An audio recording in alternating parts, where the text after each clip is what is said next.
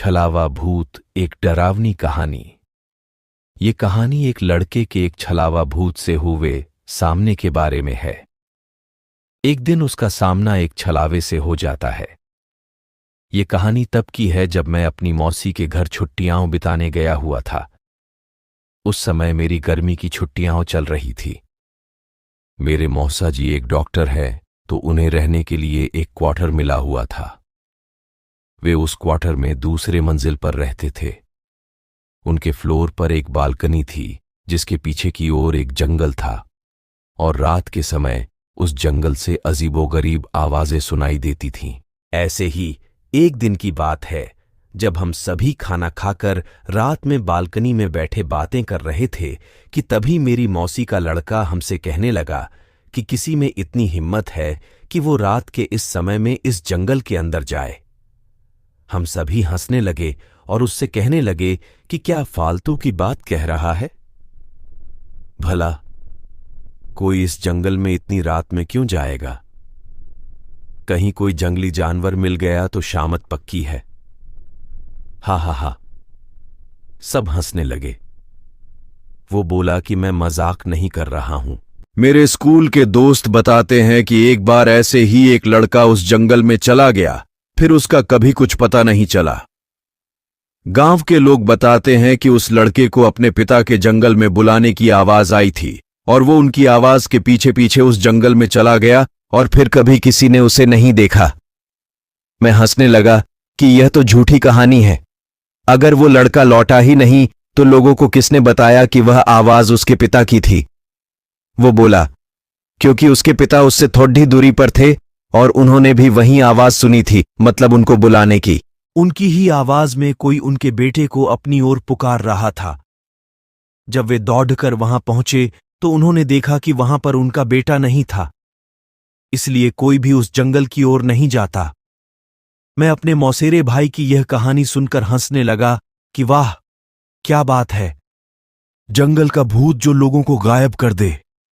हा हा हा। फिर हम सभी उठकर टीवी देखने लगे और थोड़ी देर बाद में उस बालकनी में जाकर थोड़ी फ्रेश हवा खाने लगा। रात का समय में उस जगह अच्छी खासी हवा चल रही थी और मैं उस जंगल की ओर मुंह करके देखने लगा कि आखिर कौन होगा वो। क्या वो सच था कि तभी मैंने अपने मौसेरे भाई को उस जंगल के किनारे खड़ी देखा। वो मेरी ओर नजर करके हंस रहा था और मुझसे इशारे में कह रहा था कि तुम भी यहां आओ। मैं चौंक गया कि अभी तो वो टीवी देख रहा था, फिर नीचे कैसे पहुंच गया। मैंने पीछे मुद्दा कर देखा, वहां वो नहीं था, तो मुझे लगा कि शायद ये नीचे चला गया है और मुझे भी नीचे बुला रहा है।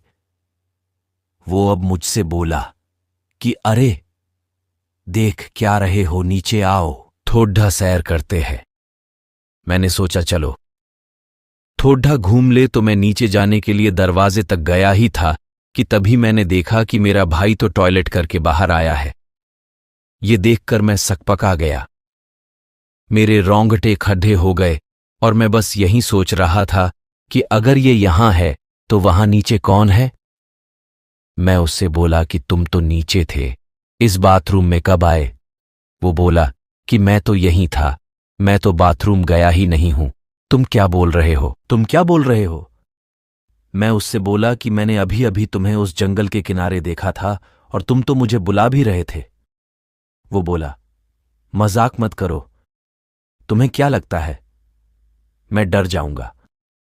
मुझे पता है कि तुम मुझे डराने का प्रयास कर रहे हो, पर मैं नहीं डरने वाला।